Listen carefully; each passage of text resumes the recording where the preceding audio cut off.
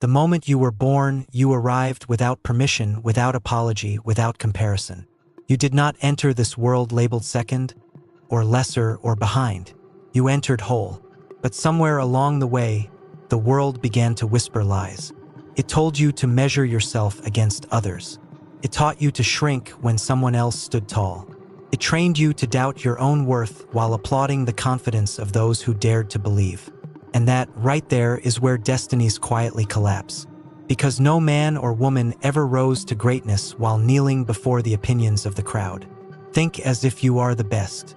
Not out of arrogance, but out of truth. Because no one else has your mind, your fire, your story, your scars, your potential. There has never been another you in the history of time, and there never will be again. When Andrew Carnegie built an empire of steel, he did not do it by asking permission from lesser minds. When Thomas Edison failed 1,000 times, he did not bow to mockery. He stood in certainty. When Henry Ford was told he was uneducated, unqualified, unfit, he answered with results, not explanations. The world does not reward humility of vision. It rewards clarity of belief.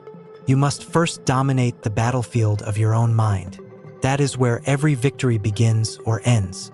Before wealth appears in the hand, it must be held in the imagination. Before success materializes in form, it must be cemented in faith. Napoleon Hill called it a burning desire, an obsession so deep it drowns fear. And that desire cannot survive in a mind that secretly believes someone else is better suited, more deserving, more capable. When you think as if you are the best, your posture changes. Your decisions sharpen. Your tolerance for excuses evaporates. You stop waiting for validation because you have already given it to yourself. You stop seeking approval because you are too busy executing a vision that demands your full attention. Belief is not a feeling. It is a discipline.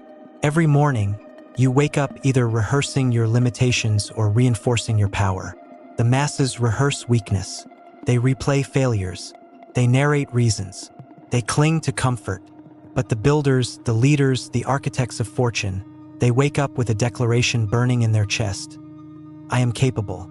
I am chosen by my own decision. I will act like the person I intend to become. This is not fantasy. This is conditioning. Your mind is a factory. Whatever thoughts you repeatedly send down the line become products in your life. Doubt produces delay. Fear manufactures paralysis. Confidence, when disciplined, creates momentum. Think as if you are the best, and you will begin to move like it. Speak like it. Work like it. Sacrifice like it. Clarity is the next law. A scattered mind produces scattered results. You cannot conquer a future you cannot clearly see. Define what you want. Not vaguely, not someday, not when conditions are perfect. Define it with precision. Write it. See it. Feel it. Let it haunt you, because a clear vision becomes a compass when storms arrive.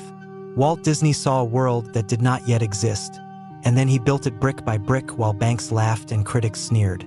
Abraham Lincoln held a vision of unity while the nation tore itself apart. History does not remember the doubters. It remembers those who held firm when belief was costly. Purpose gives belief its backbone. When your actions are tied to something larger than comfort, discipline becomes natural. Discipline is not punishment, it is self-respect in motion. It is the ability to do what must be done long after motivation fades. Every fortune, every achievement, every breakthrough you admire was paid for in advance by disciplined action when no applause was present. Even when afraid, especially when afraid, gratitude anchors the soul during the climb. Not gratitude for what is easy, but gratitude for resistance, for delay, for pressure, because pressure reveals strength. Adaptability keeps you alive in a changing world. The rigid break, the flexible rise. Learn constantly. The moment you stop learning, you start aging mentally, spiritually, financially.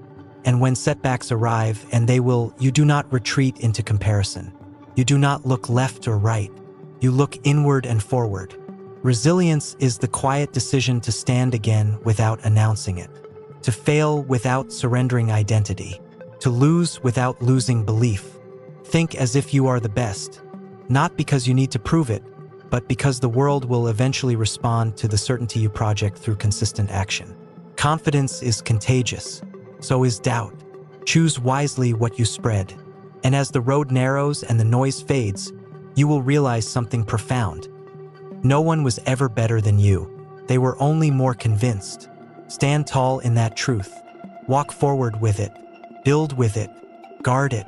Because the moment you fully accept it, without apology, without comparison, you stop chasing success, and success begins moving toward you.